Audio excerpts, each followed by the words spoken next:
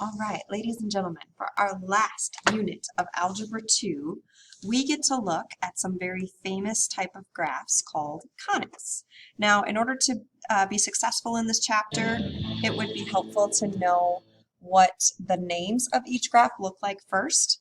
So let's go ahead and take a look. Label each of the following graphs as a parabola, circle, ellipse, or hyperbola. Let's start with the ones you probably know. That first one, hopefully you know that is a parabola. The second one, hopefully you know that is a circle. The next one here, this one is called an ellipse. We're going to study that in more depth over the next week. And then this last one here is called a hyperbola. Now here in Algebra 2, we just kind of study the basic equations and the basic graphs. In real life, there's a lot of various applications. For example, the reason that we have contact lenses, eyewear contacts, is because of the development of the hyperbolic shape and being able to reflect light. So there's lots of different applications, but today we're going to focus on, hey, if I see the algebra equation, how can I determine which of these four it will create? Go ahead and grab out that graphing calculator. You're going to need it for the next part. Okay, so it says use your calculator to assist in deciding if each of the following equations is a parabola, circle, ellipse, or hyperbola. So looking at number 1, I see an x squared and a y squared. And to use my graphing calculator to determine what will this shape be, we just need to solve for y. So I'm going to move everything to the right side of the equation to start with. So I'm going to subtract 3x over here to this side as well. I'm going to add 1. I'm going to subtract x squared. Subtract x squared, those will all cancel, and I will get y squared is equal to negative 3x. I can add 4 and 1 plus 5 minus x squared. Last thing that I need to do is take the square root, and we do have to keep in mind that when taking the square root, we need a plus or minus. So in my calculator, I'm going to type in the positive square root of negative 3x plus 5 minus x squared, and in y2 I'm going to type in the opposite of that, but I'm going to show you guys a shortcut you can use on your calculator so you don't have to retype all of that in. So what I'm going to do under y1, I'm going to go to clear out anything that's there, square root of negative 3x plus 5, oops, not 2, plus 5 minus x squared. And then the second one, if I just want to say, hey, take the opposite of that, all I have to do is press the negative button.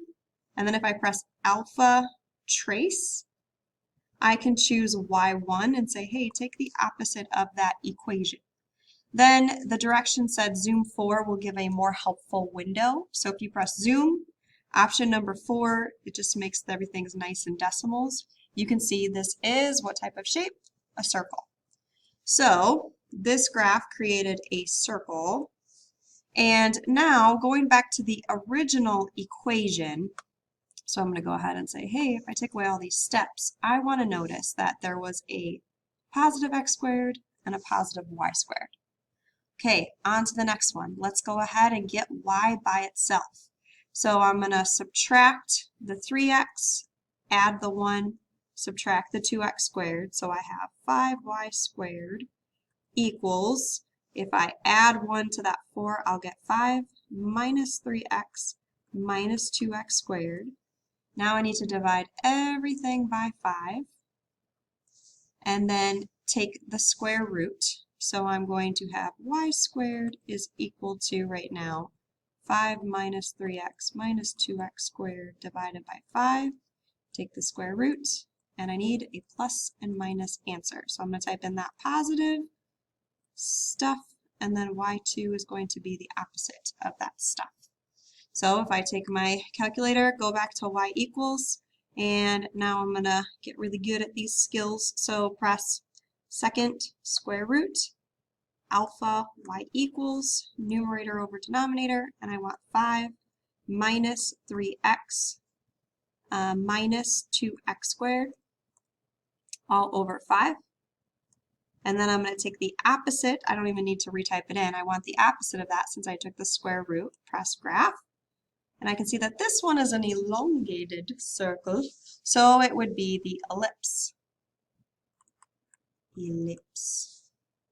Okay, right now I see a circle has a positive x squared and a positive y squared. The ellipse was very similar to that equation, but the difference is that the ellipse had coefficients, a 2 and a 5 in front of that x squared and y squared. Number 3, I might think it's a circle, but there's a minus sign there. So I'm going to, why don't you work through this? You can pause the video and then replay it and see, hey, did I get the same equation that Ms. Previs did, solving for y? We can plug it into our calculator and see. Okay, when you got y by itself, you should get a positive square root of negative x squared minus x plus 5 over negative 2, and a negative of that. So if we graph that on our calculator, notice I put this in for y equals, and then I took the opposite, and then I graphed it. I can see what shape is this. It's like two parabolas. It is a hyperbola. So let's go ahead and write that in. This is a hyperbola.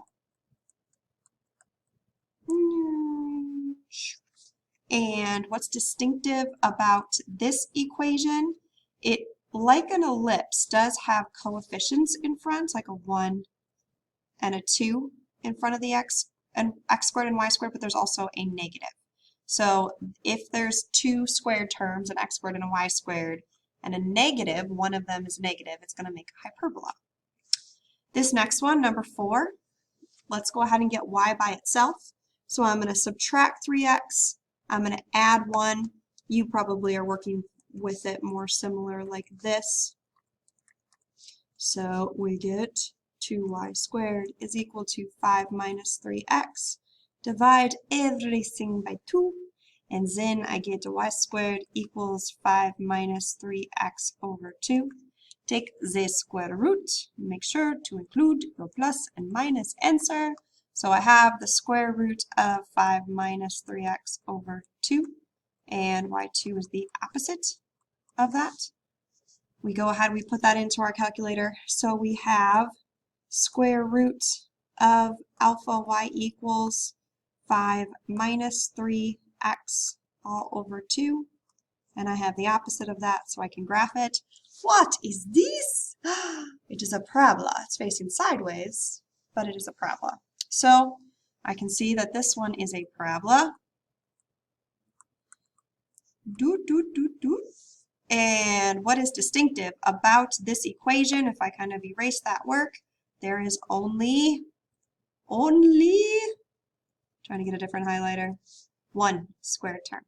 And we're going to write all this down. I'm hoping you guys see this. So number 5, there's only one squared term. What would you expect this to look like?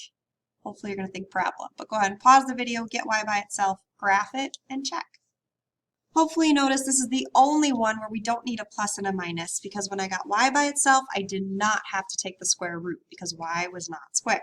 So when I graph this, I'm going to go ahead, graph that equation. I'm going to clear out the opposite of y1 because I don't need it.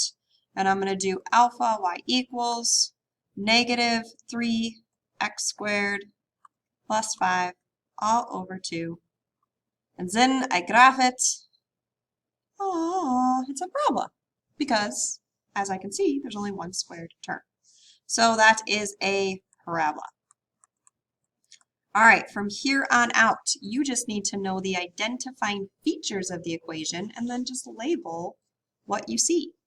Here are rules for classifying conics. A parabola will have contains only one, uno, squared term. Could be x squared or y squared. Not both. No good. A circle. Look back at what classified a circle. That's the top one. Circle has a positive x squared and y squared with coefficients of 1. So, or you could say with the same coefficients, because if it was like 2x squared and 2y squared, we could divide everything by 2. So, circle contains x squared and y squared with the same coefficients.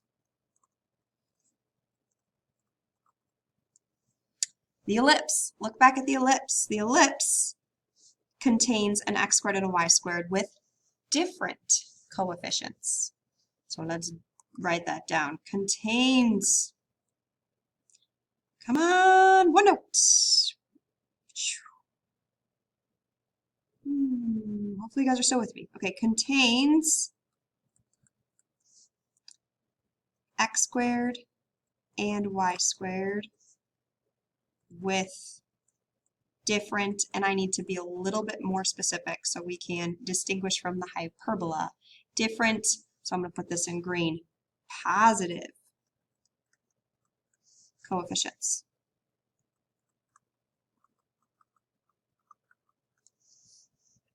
Lastly, the hyperbola, you can see that one here, contains an x squared and a y squared with one negative leading coefficient.